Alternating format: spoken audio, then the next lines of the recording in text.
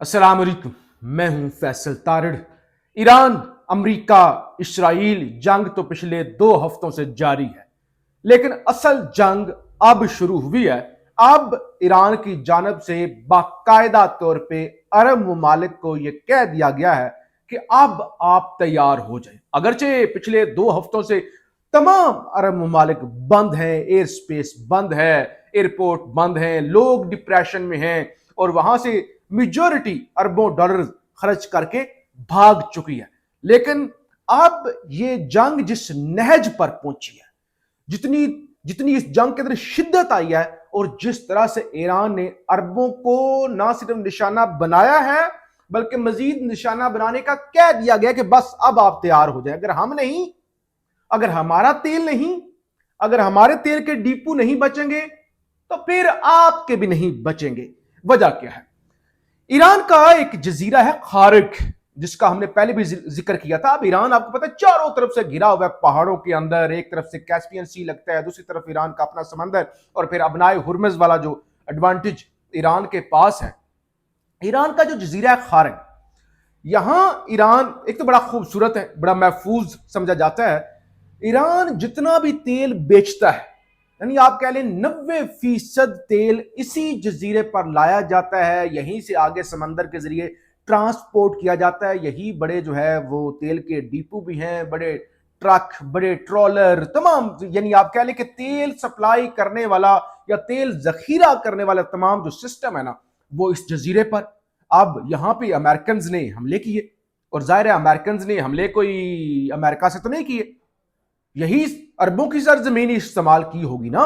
जैसे पिछले वी लोग में आपको बताया कि 5 जो प्रिंस सुल्तान एयर बेस है सऊदी अरब के अंदर, वहां पे जो रिफ्यूलर थे 5 तैयारे अमेरिका के, वहां उनको निशाना बनाया गया है। तो वो वहां पे क्या कर रहे थे? तो बताने का मकसद ये है कि अरबों की ही सरजमीन इस्तेमाल हो रही है।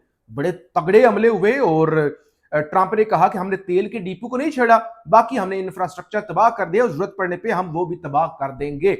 ईरानियों ने कह दिया था कि अगर हम भूखे मरे, अगर हम डूबे, या अगर हम अंधेरे में डूबे, हमारी बिजली तबाह होगी, और अगर हम तेल ना बेच सके, हमारा तेल ना बचा, तो फिर इस खित्ते के अंदर किसी के पास कुछ भी नहीं बचेगा और सब अंधेरे के अंदर डूबेंगे। तो जनाब, अब ईरान ने बाकायदा तौर पे हमले कर दिए हैं शुरू।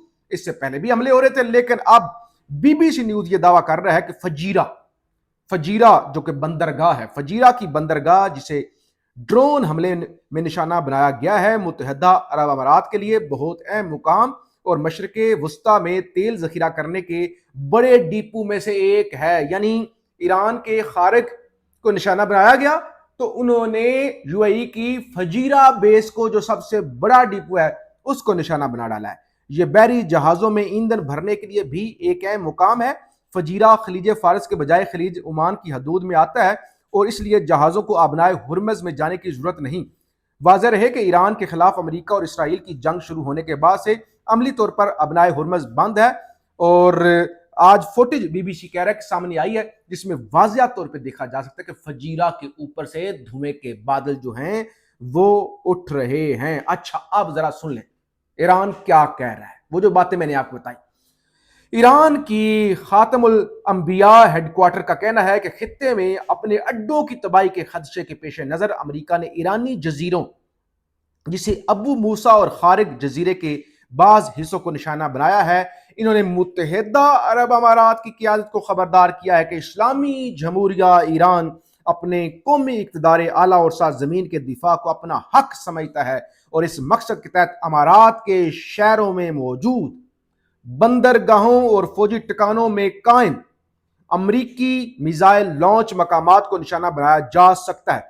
साथ ही अमारात के मुसलमान अवाम और मुकामी आबादी से अपील की गई है कि किसी भी नुकसान से बचने के लिए अपने शहरों में मौजूद बंदरगाहों, जहाज़ों के लंगर अंदाज होने के टर्मिनल्स और अमरीकी ठिकानों से दूर रहें। उन्होंने कहा, भाई हम अपने मुसलमान भाइयों को निशाना नहीं बनाना चाहते, लेकिन जहां जहां से मिसाइल हम पर लॉन्च हो रहे हैं उनको हम नहीं छोड़ने जा रहे। सब लोग अपने आप को खुद बचाएं, महफूज रहें, फिर कोई ईरान पर शिकवा मत करे। अब अगली खबर सुनिए, जो यूएई की एयर डिफेंस और यूएई की मिनिस्ट्री ऑफ डिफेंस की जानब से खबर जारी की गई है, जो प्रेस रिलीज जारी की गई आज 14/3/2026 की।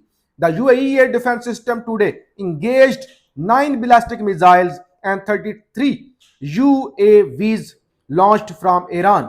वो कह रहे हैं कि हमने 33 हमारी तरफ ड्रोन आए हैं आज और 9 बिलास्टिक मिसाइल आए हैं जिनको हमने रोका है। और कहते हैं इससे पहले जब से ये जंग लगी है हम 294 बिलास्टिक मिसाइल्स, 15 क्रूज मिसाइल और 1600 यूएवीज ड्रोन्स को निशाना बना चुके हैं। यानी आप अंदाजा करें अब तक तकरीबन 1600 ड्रोन और 300 से ज्यादा जो हैं वो मिसाइल यूएई पर दागे जा चुके हैं। और अब तो ईरान ने बड़ा वाज़ा कर दिया कि अब क्योंकि हमारे तेल के डिपो को हमारे ऊपर हमले किए गए हैं तो अब यूएई वाले जो हैं वो अपनी खैर मनाएं।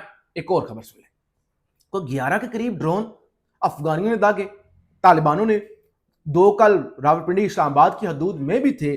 तो अब कुछ जराए कुछ दावा कर रहे हैं और कुछ मखसूस सहाफी ये बता रहे हैं कि इस्लामाबाद में खुफिया अदारों ने 2 अदद ड्रोन भेजने वाले दहशतगर्दों को हरीपुर हजारा, ये एबटाबाद के करीब जो इलाका है वहां से पकड़ लिया है।